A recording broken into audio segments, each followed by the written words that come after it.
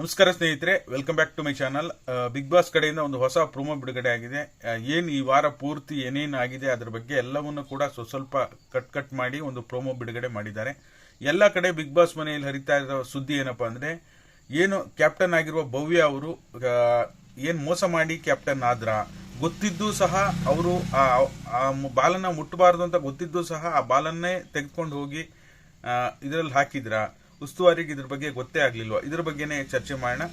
ಆಮೇಲೆ ಕಿಚ್ಚನ ಪಂಚಾಯಿತಿಯಲ್ಲಿ ಯಾವ್ಯಾವ ವಿಷಯಗಳು ಚರ್ಚೆ ಆಗ್ತವೆ ಅನ್ನೋದ್ರ ಬಗ್ಗೆನೂ ಕೂಡ ಮಾತಾಡೋಣ. ಈ ಎಲ್ಲ ಮಾಹಿತಿಯನ್ನ ಬೇಕು ಅಂದ್ರೆ ಪೂರ್ತಿ ವಿಡಿಯೋ ನೋಡಿ. ನೀವೇನಾದ್ರೂ ಹೊಸದಾಗಿ ನಮ್ಮ ಚಾನಲ್ ನೋಡ್ತೀರಾ ಸಬ್ಸ್ಕ್ರೈಬ್ ಮಾಡ್ಕೊಳ್ಳಿ. ಹಾಗೆ ಎಲ್ಲರೂ ವಿಡಿಯೋಕ್ಕೆ ಒಂದು ಲೈಕ್ ಕೊಡೋ ಮೂಲಕ ಸಪೋರ್ಟ್ ಮಾಡಿ. ಮೊದಲನೇದಾಗಿ ನಿನ್ನೆ ಎಪಿಸೋಡ್ ಅಲ್ಲಿ ಕ್ಲಿಯರ್ ಆಗಿ ಗೊತ್ತಾಗ್ತಾ ಇದೆ.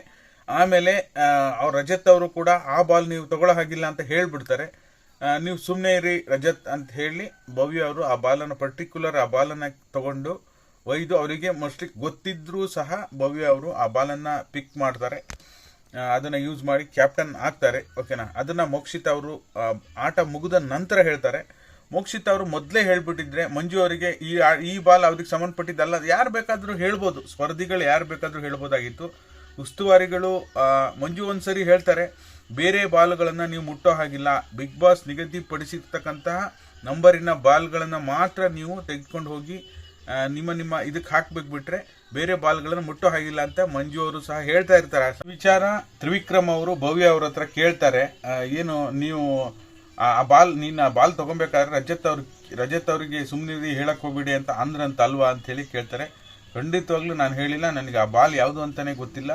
ನಾನು ಏನಾದರೂ ಕಿಚ್ಚನ ಪಂಚಾಯಿತಿಯಲ್ಲಿ ಈ ಸುದ್ದಿ ಬಗ್ಗೆ ಚರ್ಚೆ ಆದರೆ ನಾನು ಕ್ಯಾಪ್ಟನ್ಸಿಯನ್ನು ಬಿಟ್ಕೊಟ್ಬಿಡ್ತೀನಿ ಅಂತೇಳಿ. ಕ್ಯಾಪ್ಟನ್ಸಿ ಬಿಟ್ಕೊಡೋದು ಬೇರೆ ಪ್ರಶ್ನೆ, ಆದರೆ ಕ್ಯಾಪ್ಟನ್ಸಿ ಬಿಟ್ಕೊಟ್ಟ ತಕ್ಷಣ ನೀವು ತಪ್ಪು ಮಾಡಿಲ್ಲ ಅಂತ ಅರ್ಥ ಆಗಲ್ಲ. ಕಿಚ್ಚನ ಪಂಚಾಯಿತಿಯಲ್ಲಿ ನೀವು ಕ್ಯಾಪ್ಟನ್ಸಿ ನಾನು ಮೋಸ ಮಾಡಿದರೆ ಬಿಟ್ಕೊಟ್ಬಿಡ್ತೀನಿ ಅಂತ ಹಂಗೆ ಹೇಳೋ ಹಾಗಿಲ್ಲ. ಓಕೆನಾ? ಯಾಕೆಂದರೆ ಒಂದ್ಸರಿ ತಪ್ಪು ಮಾಡಿದ ಮೇಲೆ ನಾನು ಅದನ್ನು ವಾಪಸ್ ಕೊಟ್ಟರೂ ಸಹ ತಪ್ಪೇ ಆಗುತ್ತೆ. ಹಾಗಾಗಿ ಎಲ್ಲೊಂದು ಕಡೆ ನೋಡೋದಕ್ಕೆ ಹೋದ್ರೆ ಭವ್ಯರಿಗೆ ಗೊತ್ತಿದ್ದು ಸಹ ಬಾಲನ್ನ ತಗೊಂತಾರೆ. ಯಾಕೆಂದ್ರೆ ಅಲ್ಲಿ ರಜತ್ ಅವ್ರಿಗೆ ಹೇಳಿರೋದು ಕ್ಲೀನಾಗಿ ಕೇಳಿಸ್ತಾ ಇರುತ್ತೆ, ಮೈಕ್ ಹಾಕಿರೋದಿಲ್ಲ. ಯಾಕೆಂದ್ರೆ ಗೇಮ್ ಆಡುವಾಗ ಮೈಕ್ ಹಾಕಿರೋದಿಲ್ಲ.